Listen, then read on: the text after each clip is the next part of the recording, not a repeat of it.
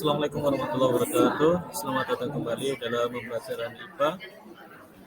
Pada hari ini kita akan belajar mengenai perkembangbiakan tumbuhan. Perkembangbiakan tidak hanya terjadi pada manusia saja, tetapi juga terjadi pada tumbuhan dan hewan. Sekarang bagaimana sih tumbuhan itu berkembang biak? Nah, pada hari ini kita akan mencoba membahas perkembangbiakan pada tumbuhan.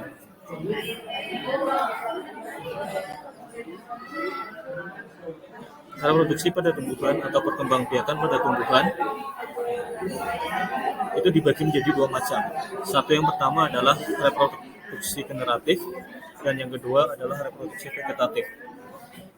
Reproduksi generatif merupakan cara reproduksi yang melibatkan proses penyuburan gamet jantan dan gamet betina atau yang disebut dengan pembuahan. Selain itu juga melibatkan proses fertilisasi. Yang kedua, reproduksi vegetatif, yaitu merupakan proses reproduksi atau memperbanyak diri tanpa melewati proses peleburan buah gamet. Reproduksi vegetatif ini dapat terjadi secara alami atau buatan. Nah, pada video kali ini kita akan membahas perkembangbiakan tumbuhan secara vegetatif.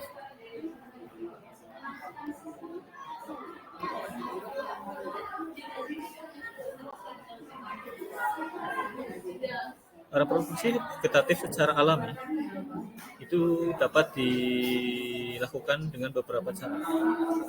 Di antaranya, satu, tunas, kedua, tunas liar atau tunas adventif, umbi lapis, geragi atau stolon, yang kelima umbi batang, dan yang keenam ada rizom atau rizoma.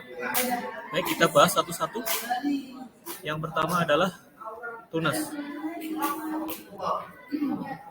Tunas itu biasanya muncul pada tumbuhan yang setelah dewasa. Tunas dapat muncul dari akar, batang, atau daun.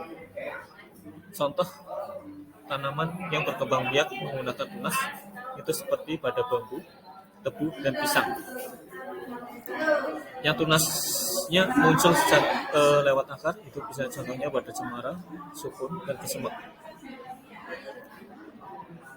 Nah, tunas yang muncul pada selain pada batang itu dinamakan tunas adventif. Ini contohnya adalah pada cacar bebek.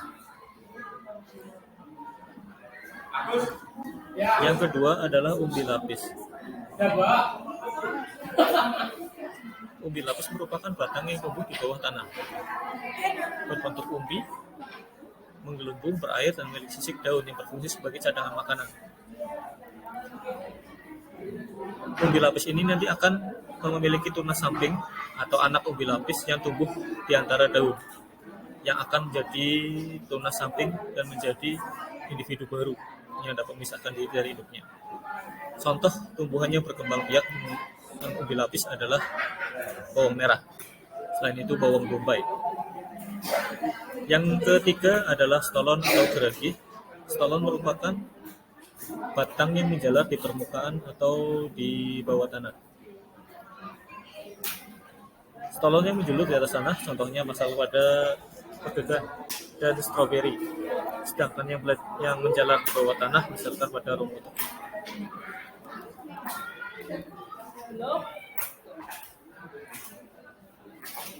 Di sepanjang stolon tumbuh tunas-tunas akar liar yang kelak akan menjadi individu baru.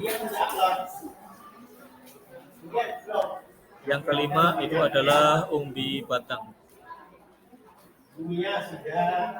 Umbi batang adalah sebenarnya batang yang menggelembung di bawah tanah yang berisi cadangan makanan. Pada umbi batang terdapat mata tunas yang kelak akan tumbuh menjadi tumbuhan baru atau individu baru. Contoh umbi batang itu terdapat pada kentang antaranya. Yang keenam itu adalah rizoma atau rizom. Rizoma adalah batang yang tebal dan tumbuh di bawah tanah. Pada rizom terdapat tunas, sisik-sisik daun, dan antar ruas. Contoh tumbuhan yang berproduksi dengan rizom yaitu pada tumbuhan dari suku Singiberzae seperti lengkuas, alang-alang, jahe, bunga tasbih, ganyong, dan sebagainya. Itu merupakan contoh dari perkembangbiakan secara vegetatif alami. Kemudian bagaimana sih reproduksi vegetatif secara buatan? Nah, vegetatif buatan itu bisa dilakukan dengan beberapa cara. Nah, vegetatif buatan itu adalah cara perkembangbiakan yang dipantau dengan manusia. Antara lain yaitu mencangkok, stek, merunduk, dan menyambung. Nah, perhatikan gambar berikut. Ini adalah mencangkok yang pertama, yaitu mengelupas kulit pohon, kemudian ditutup dengan tanah. Nanti akan tumbuh akar di situ menjadi individu baru. Populasi adalah menempel tunas pada batang yang akan menjadi induk.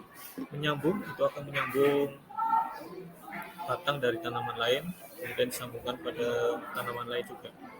Kemudian stek batang, memotong bagian batang, kemudian ditancapkan di dalam tanah. Kelak nanti akan menjadi individu baru. Biasanya ini pada tela singkong. Kemudian yang terakhir itu adalah merunduk. Merunduk itu adalah membengkokkan bagian ranting tanaman untuk dimasukkan ke dalam tanah. Kemudian akan muncul akar di situ, kemudian akan menjadi individu baru. Itu adalah perkembangbiakan reproduksi atau reproduksi vegetatif baik secara alami maupun buatan. Itu sekian yang bisa kami sampaikan untuk pembelajaran hari ini. Terima kasih. Saya akhiri. Assalamualaikum warahmatullahi wabarakatuh.